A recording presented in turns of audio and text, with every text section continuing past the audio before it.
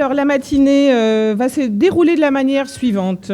Dans un premier temps, et c'est vraiment, on est très heureux au réseau des INSPE que cela se fasse pendant ce printemps de la recherche, de 9h30 à 10h15, nous allons parler de l'AMI, que nous avons en lien, l'AMI, que nous avons avec INSPE sur les projets de recherche sur la formation des enseignants. Ensuite, vous aurez une petite pause rapide, café, discussion avec tous les collègues avec qui vous n'avez pas encore discuté. Et puis ensuite, nous ferons à 10h30, et on s'arrêtera un petit peu avant midi, une table ronde avec une question existentielle. Que devient le métier d'enseignant? Et celui qui a la réponse, on est preneur. Et enfin, donc on aura cette pause entre 12h et il faudra revenir, s'il vous plaît, dans l'amphi à 13h20. D'accord? Merci beaucoup pour votre compréhension. Alors, je vais appeler tout de suite Mireille Branger, qui est directrice du projet INSPE de Réseau Canopé. Je vais appeler Hamid, que plus personne ne présente, et Monsieur François Morel, directeur territorial de la région Auvergne-Rhône-Alpes de Réseau Canopé. Merci beaucoup. Mesdames et messieurs, bonjour. En ma qualité de directeur territorial, avec Mireille Branger, nous avons l'honneur de remplacer Monsieur Samuel Vittel, directeur général de Réseau Canopé, qui ne peut pas être là aujourd'hui, et nous vous prie de bien vouloir l'excuser. Il est appelé à quelques obligations plus à l'ouest de Grenoble. Donc je vais être très rapide dans cette introduction. D'abord vous dire le plaisir que j'ai à être sur ce territoire, puisque j'y vis aussi en grande partie, et que c'est l'occasion aussi de couvrir une carte de France des INSPE et aussi de représenter mes homologues des différentes directions territoriales qui, je présume, travaillent déjà avec vous, puisque nous partageons ensemble. La notion d'ADN, c'est un truc assez années 2000, donc on va peut-être un peu changer, mais en tout cas, on partage des valeurs communes, un travail commun et des échanges communs. Et puis, le plaisir aussi d'être à côté d'Hamid, avec qui, dans de multiples occasions, on a l'occasion de se voir et de travailler ensemble. Aujourd'hui, c'est un AMI qui arrive à sa divulgation, à un aboutissement. INSPE, c'est un trajet que maintenant je suis depuis 5 ans à peu près. On s'était rencontrés, Hamid, à cette occasion pour présenter cet élan et cette plateforme qui a vocation à accompagner les enseignants et surtout à leur apporter cette petite part d'innovation. Là aussi, c'est des mots qui paraissent parfois un peu galvaudés, mais qui nous permettent quand même de penser qu'on va de l'avant et qu'on n'est pas sur du recul. Et ça, c'est plutôt bien. Aujourd'hui, où on a tendance à penser que l'école ne va pas bien ou que l'école n'avance pas, en revanche, on voit que la motivation de nos jeunes collègues, elle est intégrale, honnête, sincère. Je dis d'autant plus facilement, c'est que j'en héberge une chez moi qui commence cette année, sa première année, et l'enthousiasme qui est le sien à professer dans le premier degré notamment, est incroyablement disruptif par rapport au discours ambiant qu'on peut entendre parfois en dehors de l'éducation nationale, parfois à l'intérieur. Donc le projet d'AMI, c'est aussi un projet qui valorise le travail de la recherche et des sciences pour l'école, et ça, on en a toujours besoin. C'est ce qui nous fait avancer, c'est ce qui donne du sens à nos valeurs, et c'est pour ça que je vous laisse tout de suite la parole. Bonjour à toutes et à tous.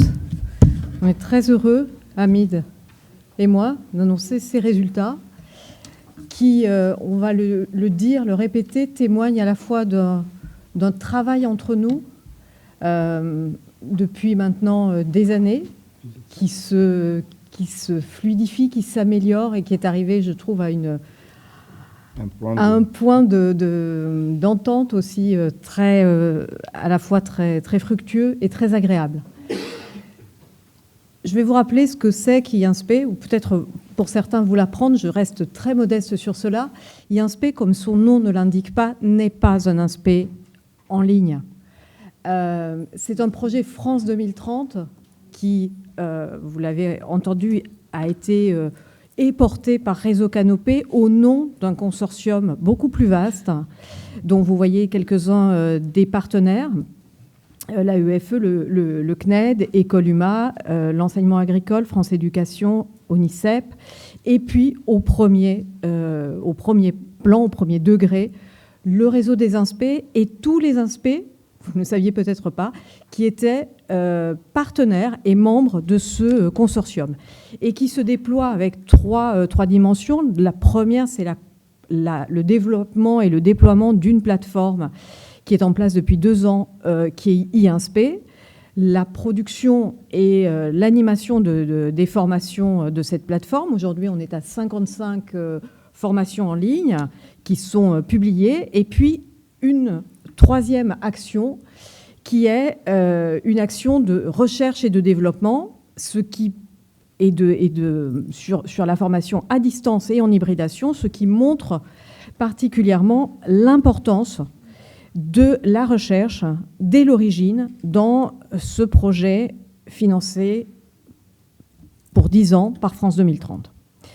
Cette offre, les points les plus importants, donc au-delà du fait qu'elles sont au nombre aujourd'hui de 55 à la fois sur des domaines transversaux et disciplinaires, c'est qu'elles sont gratuites, bien évidemment, en accès libre, toute adresse email. Ça veut dire non seulement les enseignants, c'est ce qui distingue de magistère, les enseignants en poste, les étudiants également, ceux qui veulent, qui s'intéressent au métier d'enseignant et qui envisagent d'embrasser ce métier.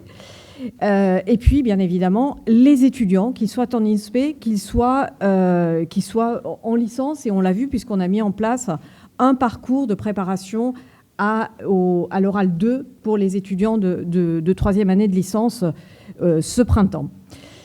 Ce sont des parcours qui sont toujours cadrés par un comité éditorial et pédagogique présidé par le recteur Barrois, avec le réseau des INSPE, qui constitue pour moitié ce conseil, et qui est très important, et puis les ministères, les représentants de l'enseignement, de l'éducation nationale et de l'enseignement supérieur. Tous les parcours s'appuient sur l'expertise d'auteurs qui sont des chercheurs et des enseignants. Et puis, dernier point qu'on voulait souligner, ces parcours, ils sont utilisables pour partie, si vous le souhaitez, ou intégralement, dans les formations en INSPE, et ils sont hybridables. Et c'est ce que nous faisons notamment avec l'INSPE d'Aix-Marseille et Nice. Voilà. Et vous pouvez vous en saisir, donc on serait très heureux que vous le fassiez, vous découvriez ces possibilités. C'est aussi un projet, une plateforme maintenant qui compte 53 000 utilisateurs, donc qui trouve son public fortement depuis cette année, puisque, je vous l'ai dit, cette plateforme mise en place il y a maintenant 2 ans est passée de 14 000 comptes il y a tout juste 1 an à 53 000 cette semaine. Ce sont à peu près 1000 nouveaux comptes qui sont créés chaque semaine. Bien, juste pour souligner ce qui vient d'être dit, c'est que justement l'ensemble des INSPE sont vraiment des vrais partenaires dans e-INSPE. Au cours de ces dernières années, on a construit une politique commune par rapport à l'élaboration, bien sûr, de ces parcours et de leur diffusion. Et puis après, on est passé à une autre étape, celle sur le volet recherche. Et c'était justement une autre, on va dire, plus-value de ce projet e-INSPE. Et donc, c'est ce qu'on va essayer de vous présenter aujourd'hui, qui s'est manifesté d'abord par l'AMI, qui a été défini en commun, ensemble, dans le cadre de e-INSPE, autour d'un enjeu, celui qui est de comment accompagner la recherche dans les INSPE et avec les INSPE. Et juste pour dire en avant, c'est que depuis 10 ans, les INSPE ou le réseau des INSPE est dans une dynamique de recherche collaborative et répond à différents appels à manifestation. Donc, ça a commencé par EFRAN à titre individuel, bien sûr, au niveau des INSPE. Il y a eu les PA 3, donc, dans plusieurs INSPE le portent. Et puis, bien entendu, il y a cet AMI. Et puis, il y a le PPPR qui vient d'arriver, où un certain nombre d'enseignants-chercheurs des INSPE ont répondu. Donc aujourd'hui, nous avons vraiment le plaisir de vous présenter à cette AMI Recherche et INSPE, dont l'enjeu, qu'on peut le présenter comme soutenir et financer des actions de recherche en INSPE sur la formation des enseignants, des premiers et seconds degrés et leur développement professionnel. Alors bien sûr, la portée va au-delà de la formation initiale, hein, même si, bien entendu, notre mission, c'est la formation initiale, mais on a toujours une visée pour la formation continue, et c'est aussi la portée de ce qui se fait au niveau de Canopé.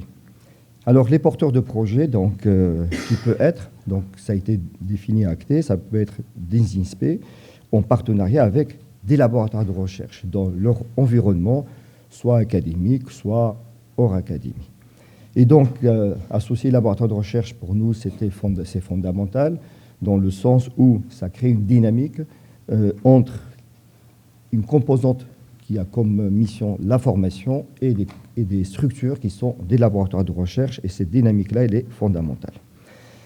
Alors, autour d'un objectif qui a été défini, c'est celui de la compréhension et l'amélioration des processus de formation des enseignants, et je pense que c'est une des missions fondamentales de INSPE au-delà de l'AMI. C'est lorsqu'on construit des parcours, parce qu'on souhaite que ces parcours puissent avoir une efficacité, faire évoluer les pratiques et apporter aussi des réponses. Et ce volet de recherche va nous permettre d'aller un peu plus loin par une démarche recherche sur la compréhension et l'amélioration des processus de formation. Je ne sais pas si tu veux compléter. Dire une chose, c'est que la recherche, vous l'avez compris, elle est présente dans tous les parcours de formation, et que cet AMI va aussi, il nous oblige au sens noble du terme, pas du tout comme une contrainte, mais comme une logique. Et donc la nouvelle plateforme qui est inaugurée là cette semaine, nouvelle version de la plateforme, va offrir aussi à cet utilisateur une rubrique qui est le regard de la recherche. Et donc, ils vont pouvoir avoir accès à des ressources et puis aux résultats de cet AMI, à des communications. Et on va aussi essayer de travailler sur les manières dont les enseignants peuvent s'approprier cette recherche. Donc, effectivement, c'est aussi cet AMI, c'est aussi un catalyseur pour nous de toute une réflexion sur l'intrication des parcours et de d'auto-formation des enseignants et de la recherche. Et on en est aussi très, très heureux. Alors, comment nous avons travaillé? Donc, bien entendu, c'est un travail qui a été fait dans un contexte particulier dans un premier temps, parce qu'on savait qu'il y avait la réforme qui arrivait. Et donc, mais il y avait le temps aussi, il fallait respecter un calendrier, on vous dira tout à l'heure le pourquoi. Mais pour la conception, il y a eu une coécriture d'un texte en commun qui a été fait par un groupe de travail, donc un GT qui s'est constitué, qui était piloté par Fabien Emprunt, qui est présent ici parmi nous hier et qui était membre de la table ronde, qui est le statut de président du conseil scientifique des INSPE. Alors, il était composé donc d'Eve Bantman, qui est présente ici, donc devant nous. Et qu'on remercie beaucoup. Voilà. J'avais pas vu, voilà, merci. Je cherchais tout à l'heure. Pascal Rand-Pomarès, qui est présente également. Mireille Branger, qui est à côté de moi. Nadine Gessel était là tout à l'heure, je l'ai vue, je ne sais plus si elle est dans l'amphi. Elsa Langriper, c'est elle qui a introduit la séance. Sébastien Jakubski qui est présent, puisque je l'avais vu tout à l'heure. Ah ben voilà, merci. Et moi-même. Alors, ce GT a travaillé donc, de façon vraiment régulière avec des réunions hebdomadaires où il fallait justement penser un peu d'abord le contenu pour rédiger le texte. Ça veut dire quels sont les enjeux de la formation, qu'est-ce qu'on considère comme important, mais qui reste aussi dans la stratégie et la raison d'être de l'existence de INSPE. Et cet exercice-là de dire, voilà comment rester dans le périmètre de INSPE par rapport à sa mission et quel type de recherche qui peut prendre sens et pouvoir alimenter cette mission-là, c'était l'enjeu principal de ce GT. Et donc, on a travaillé, je ne sais pas de quelle période, je n'ai pas noté, mais on a... Combien 2 mois complets, mais vraiment à un rythme vraiment soutenu. Même des fois, on participe à des réunions, on est dans le train ou pendant d'autres missions. Et donc, je remercie vraiment tous les membres du GT pour votre implication dans ce travail qui était très long et dans une période qui n'était pas facile, c'est de la réforme, comme je l'ai expliqué. C'est en novembre 2025 que ça a été diffusé, avec un calendrier relativement serré, et on peut expliquer le pourquoi, parce qu'on avait voulu aussi que les projets ne soient pas qu'un saupoudrage de quelques milliers d'euros, mais qu'on puisse donner vraiment pour certains la possibilité, par rapport à la nature du projet, de pouvoir financer une thèse. Financer une thèse, tout de suite, ça introduit une contrainte. Une thèse, c'est 3 ans. Il faut qu'elle soit terminée avant la fin du projet. Et par rapport à cette contrainte, on ne pouvait pas attendre, parce que du coup, si on regarde le temps de mettre en place l'AMI, que les choses démarrent, etc., donc on n'avait pas de choix, et donc c'était un peu difficile. Et donc le calendrier a été mis en place. On a entendu des fois que c'était serré, mais on a expliqué le pourquoi.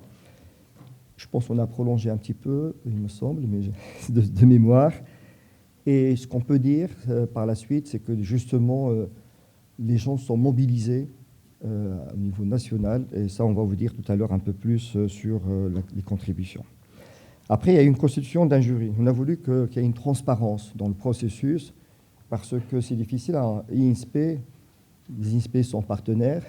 Le GT, vous avez vu, beaucoup de directeurs d'INSPE font partie de ce GT. Donc, on a voulu vraiment une vraie transparence. Le cahier des charges, l'AMI le texte a été rédigé par nous, ça c'est normal, parce qu'on est au cœur de ce qui est attendu. Mais on voulait que l'évaluation soit la plus transparente possible. Donc, constitution d'un jury international. On a fait très attention d'éviter tous les conflits d'intérêts possibles qui peuvent avoir lieu. Et il a travaillé de façon indépendante, sans aucun lien avec ce GT, à aucun moment, jusqu'à la fin. Et ça, c'est fondamental. On peut dire 2 choses, c'est que, en fait, très pratiquement, les membres du GT ont été, on va dire, informés simplement du nombre de projets qui étaient déposés, mais ensuite, pour parler un peu trivialement, débranchés, c'est-à-dire que vous n'avez jamais eu connaissance, et vous avez été très, très fair-play, des personnes qui étaient dans le jury, qui étaient tenues à la confidentialité, et que les membres du comité ne savent même pas, à l'heure où je parle, les résultats qu'on va annoncer. Voilà. Et c'était très important qu'il y ait une stricte égalité d'accès à l'information et d'accès aux règles du jeu de ce que c'est qu'un appel à projet. Et que, évidemment, dans ce que nous avons fait, nous avons eu, je crois, tous un souci qui était de dire on va faire quelque chose pour les INSPE, avec les INSPE, qui soit du meilleur niveau et des meilleurs standards dans la tenue d'un appel à projet.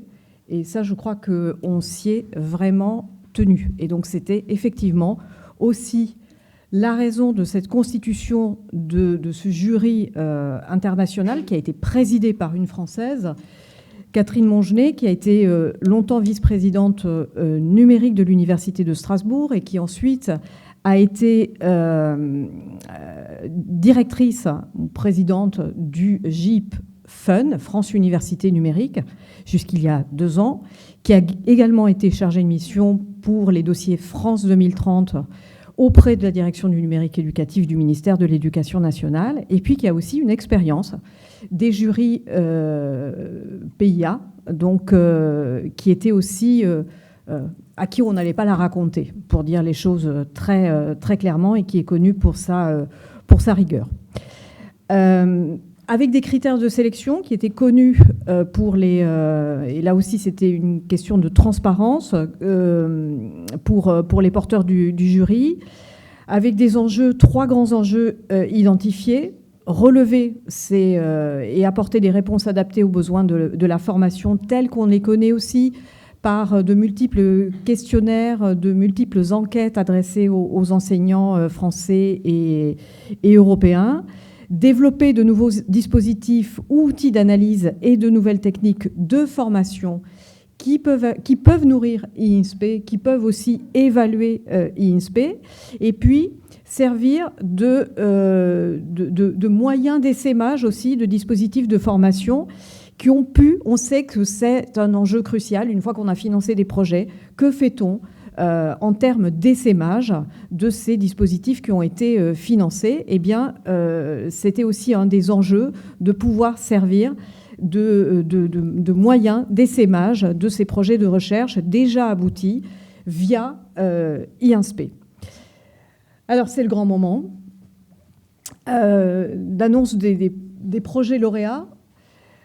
On va vous dire tout de suite, 19 projets ont été déposés et évalués par le jury. Ils étaient portés par 15 INSPE différents, ce qui veut dire que à peu près la moitié des INSPE, dans un temps et dans un contexte, on l'a dit, dont nous étions tous conscients qu'il était extraordinairement contraint, ont déposé des dossiers.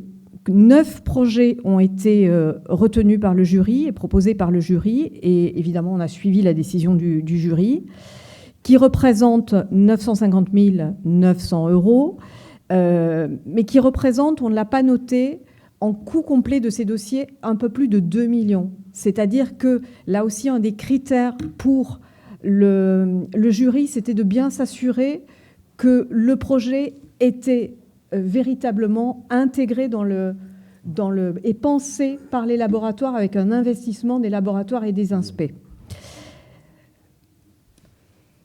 Donc on peut passer... Alors, 11 INSPE ont été financés. Donc 11 INSPE avec 8 INSPE qui sont porteurs des projets lauréats. Et ça, c'est, en termes de portage, c'est important. Et 3 INSPE partenaires des projets lauréats.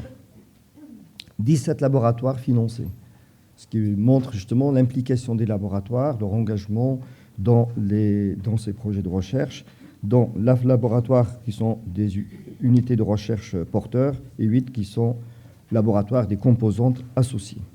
Et cette richesse justement de la diversité des laboratoires, mais aussi des INSPE, montre aussi un intérêt qui a été porté à cette AMI et malgré, comme on l'avait expliqué, la contrainte du temps.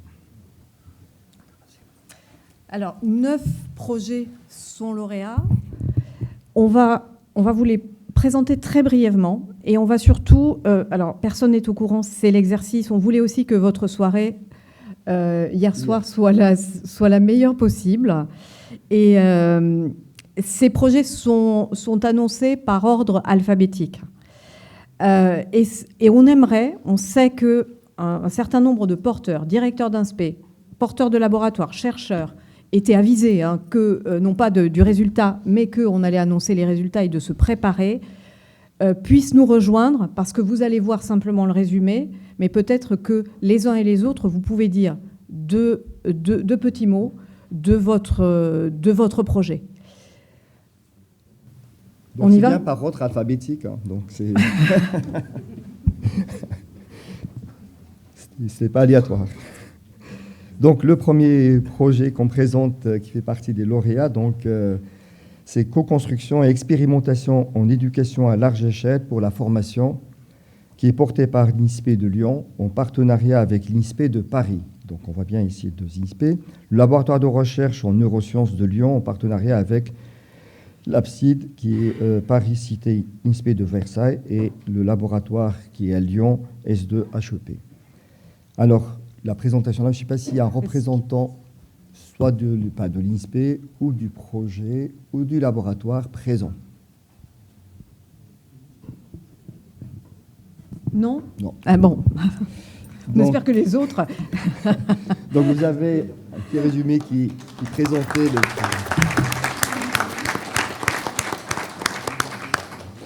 En tout cas, on leur souhaite un bon succès. Et donc, l'ambition qu'on peut relever, donc créer une cellule dédiée à l'évaluation et à la diffusion de dispositifs éducatifs déjà testés et validés. Et la deuxième, c'est analyser les conditions de réussite et d'adaptation de ces outils pédagogiques, dispositifs témoins, DISDIN. Voilà. Je ne peux pas dire plus.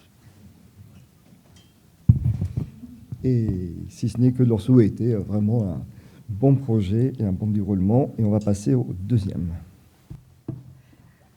Deuxième projet retenu, c'est le projet CONNEX, formation des enseignants à la conception d'expériences par les élèves, qui est porté par l'INSPE de Grenoble et le laboratoire d'informatique de Grenoble. et qui va, vous allez le dire, former des enseignants de sciences physiques avec une plateforme numérique Lab & Book. Et moi, je suis très heureuse parce que je me suis beaucoup occupée d'innovation pédagogique dans l'enseignement supérieur. Et donc, Lab & Book, si je ne me trompe, c'est une création, notamment une co-création avec l'INP, il y a déjà presque une décennie. Plus que ça, et donc j'ai eu l'occasion de suivre en son temps et qui va être là aussi mise à disposition, si j'ai bien compris, le projet, mais vous allez nous en dire aussi dans des enseignants de l'éducation nationale. Bon, déjà, merci pour cette très bonne nouvelle. Donc, ce projet, je suis Isabelle Giraud, je suis enseignante-chercheuse à l'Université de Grenoble-Alpes, membre du laboratoire d'informatique de Grenoble et dans une équipe qui s'appelle Modèles et technologies pour l'apprentissage humain, où il y a des chercheurs en didactique des sciences et en informatique qui s'intéressent à concevoir, évaluer des dispositifs numériques pour l'enseignement et l'apprentissage. Donc ce projet fait suite en fin de compte à une étude exploratoire que j'ai menée avec Laure Mondelin et Claire Wageman avec le soutien du pôle Pégase, dans lequel on avait proposé travailler avec 13 enseignants de sciences physiques de lycée et on voulait les faire réfléchir suite à la difficulté que la recherche montre sur l'enseignement des sciences au niveau expérimental, c'est-à-dire qu'en fin de compte, on se rend compte qu'on fait beaucoup de travaux pratiques, mais que la visée est souvent très manipulatoire. Or, les rapports de l'inspection générale, les différentes recherches montrent qu'il faut aller plus loin, que l'activité expérimentale est importante pour faire des liens entre le réel et les théories que l'on peut travailler par ailleurs dans les cours. Et notamment, ce rapport de l'inspection générale avait montré que développer des connaissances épistémiques chez les élèves, c'est quelque chose d'important pour pouvoir former des futurs scientifiques. Et donc, dans ce cadre-là, le projet s'intéresse à faire concevoir des expériences à des élèves pour pouvoir les amener à une réflexion beaucoup plus poussée que ce qu'ils ont l'habitude de faire dans les activités expérimentales. Et cette étude exploratoire a montré, et d'autres recherches qu'on a fait par le passé, que pour les enseignants, c'est quelque chose de complexe et que, en fin de compte, nous avons identifié des obstacles. Et Lab & Book est une plateforme qui va pouvoir aider les élèves et, de par cette occasion aussi, les enseignants à essayer de les aider à guider, à construire ces activités. Et donc, pour rebondir, Lab & Book a été développé initialement dans le supérieur. Il est diffusé aussi dans l'enseignement secondaire. Mais depuis très peu de temps, depuis quelques mois maintenant, les outils de Lab & Book qui nous intéressent pour faire concevoir des expériences sont aussi disponibles dans la plateforme Capital, qui est une plateforme qui est très diffusée dans l'enseignement secondaire pour les sciences. Et donc, ça va être un levier pour nous très important pour pouvoir accéder à ces enseignants.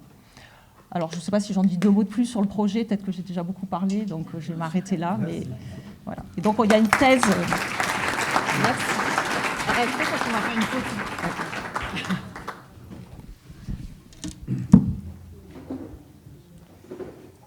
Bien, troisième projet lauréat, c'est de l'Observatoire des pratiques d'écriture à l'action de formation qui est porté par l'INSPE de Bourgogne, le laboratoire IREDU.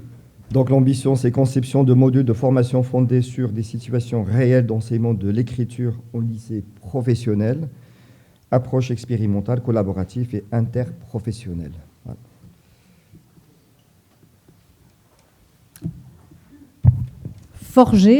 Former les enseignants à la gestion de classe est un projet qui est porté par l'INSPE de Lorraine.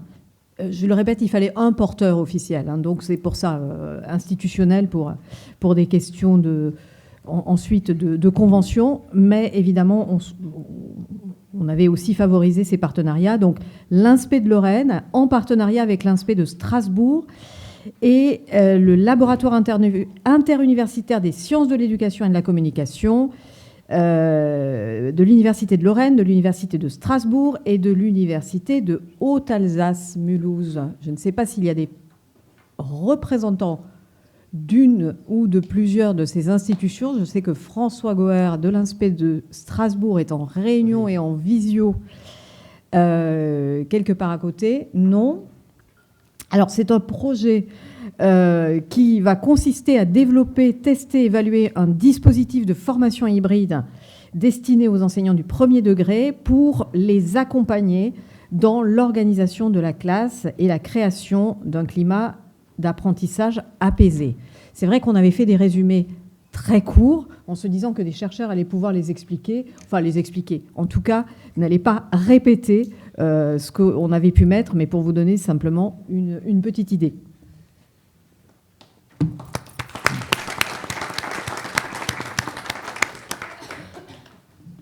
Alors, le prochain, c'est PEDMIX, enjeu pédagogique de la mixité sociale en éducation, porté par l'INSPE d'Aix-Marseille, le laboratoire de recherche en sciences sociales Nésopolis.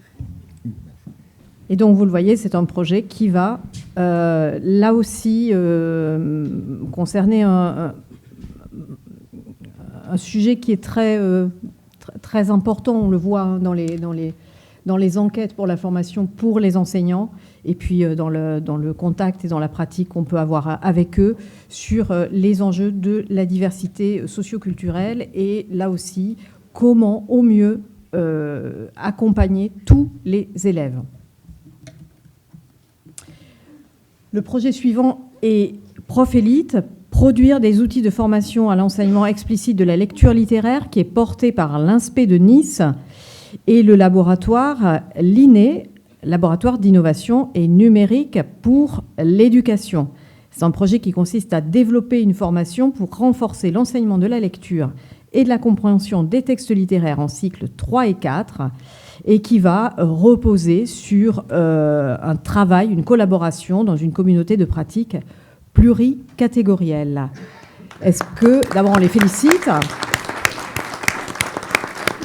Le prochain projet, c'est Réflexe, régulation par l'analyse d'erreurs et de feedback adaptatif pour l'évolution de l'expertise des pratiques enseignantes, porté par l'INSPE d'Aix-Marseille en partenariat avec l'INSPE de Lille et le laboratoire ADEF, en partenariat, donc qui est apprentissage, didactique, évaluation, formation, en partenariat avec les laboratoires LIS, c'est UMR, laboratoire d'informatique et système, et Paul Panlevé, qui est un laboratoire de mathématiques, dont l'ambition est concevoir, tester, évaluer un dispositif de formation destiné aux enseignants de mathématiques. Ça, c'est une bonne chose. Hein.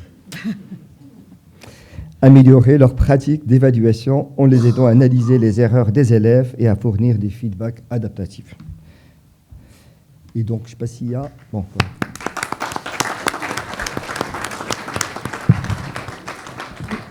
Oui, Pascal, Sébastien.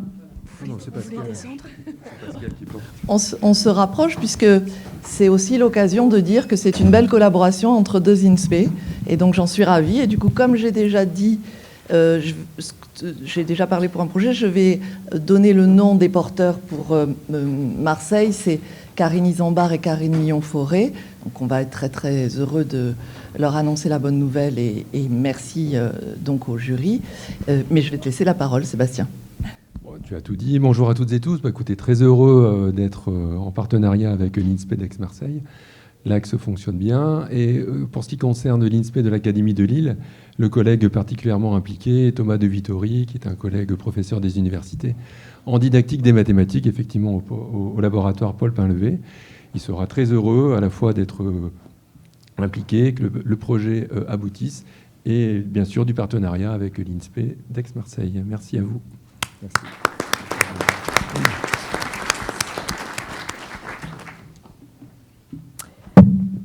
Le projet Sim4STEM, simulation pour la formation des enseignants en sciences et en mathématiques, tu vois, Hamid, c'est bien.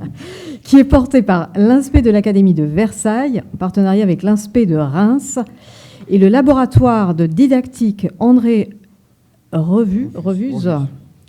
Ça, c'est celle de la personne du Sud-Ouest qui a toujours ses hésitations sur la prononciation des Z finaux, en partenariat avec le CEREP de l'Université de Reims-Champagne-Ardenne. Alors, je ne sais pas s'il y a quelqu'un de l'INSPE de Versailles, mais je sais qu'il y a Fabien Emprunt pour l'URCA.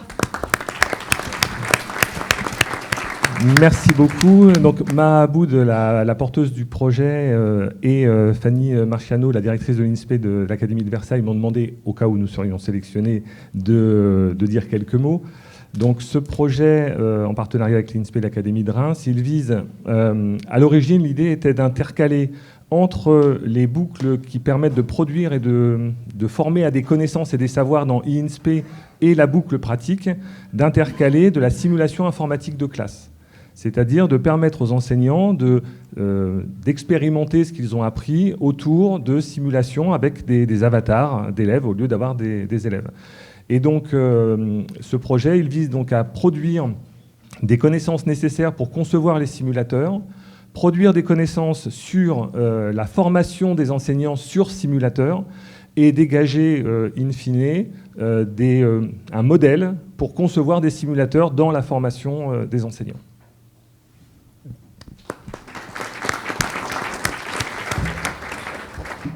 Enfin, juste une remarque, les maths font partie des sciences. Non ?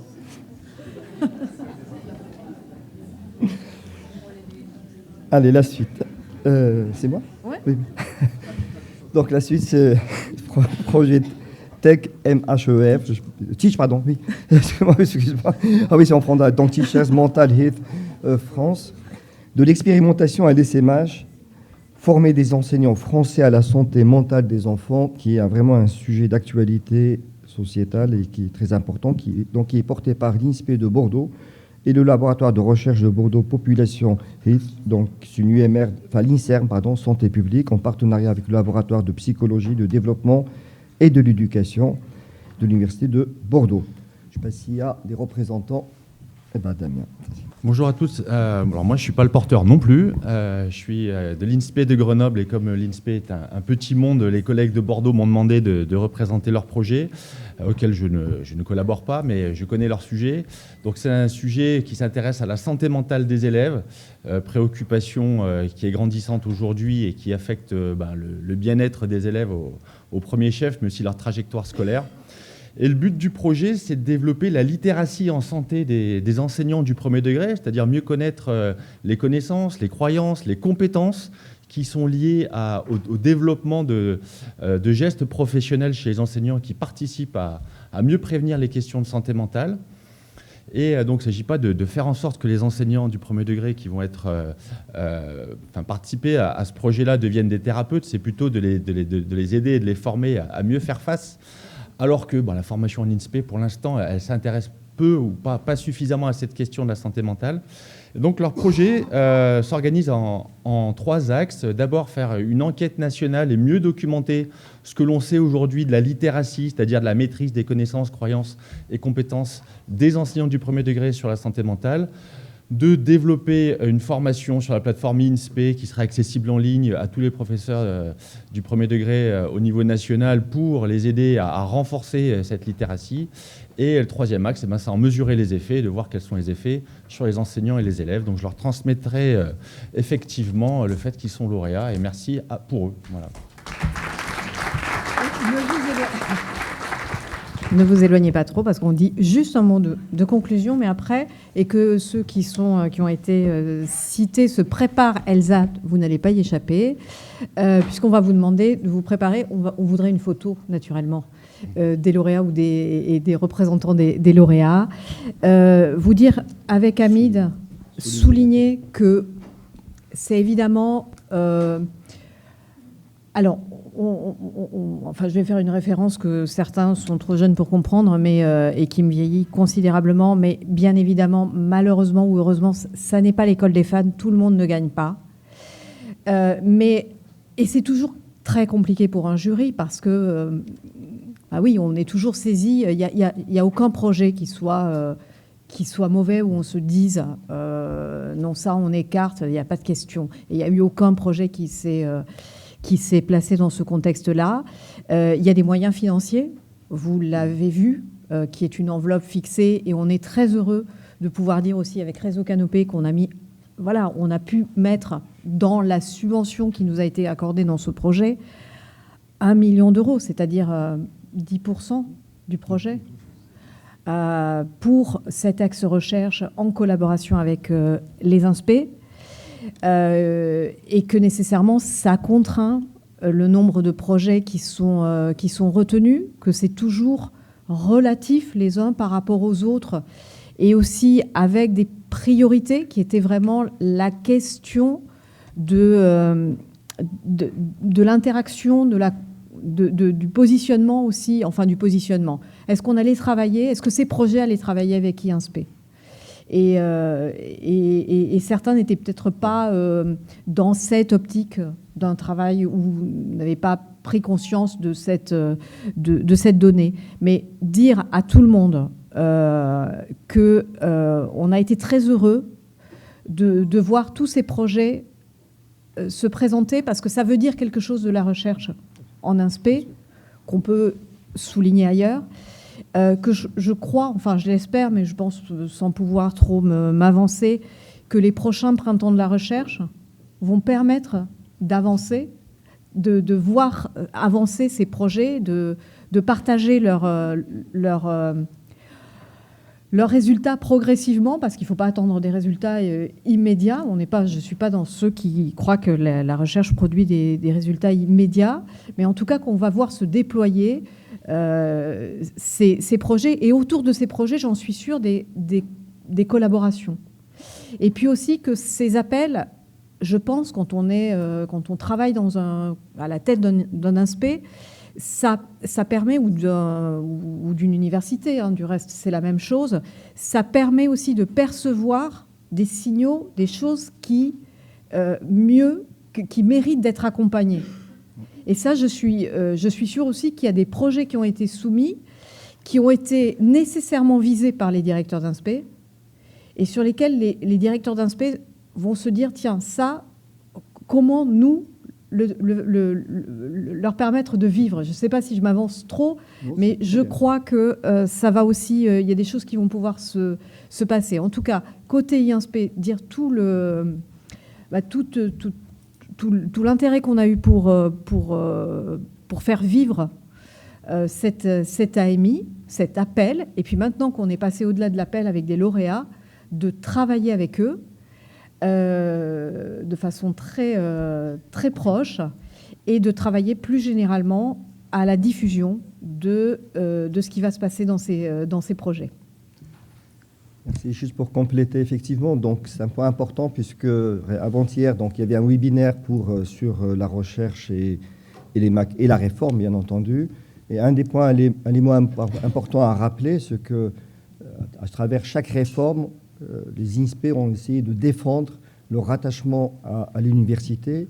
Et ça, c'est un élément important. Et l'élément qui était aussi mis en avant pour légitimer notre attachement à l'université, c'est l'importance de la recherche, de la formation des enseignants. Et ça, je pense qu'il ne faut pas qu'on l'oublie. Et ce qui va être une spécificité de l'AMI, parce que nos enseignants-chercheurs participent à différents projets, des ANR, etc. Mais là, ce qui a été dit, c'est que les INSPE porteront ces projets et c'est-à-dire il y a un engagement de créer les conditions et des dynamiques internes aux INSPE pour alimenter ces projets-là. Et je pense que ça, c'est une opportunité, une chance pour l'ensemble des INSPE. Et merci à tous les porteurs qui ont été lauréats, mais aussi, et bien sûr, aux autres qui ont fait tout le travail de candidature et qui, malheureusement, même s'ils n'ont pas été retenus. Donc, merci à toutes et à tous. Et on va donc... Merci.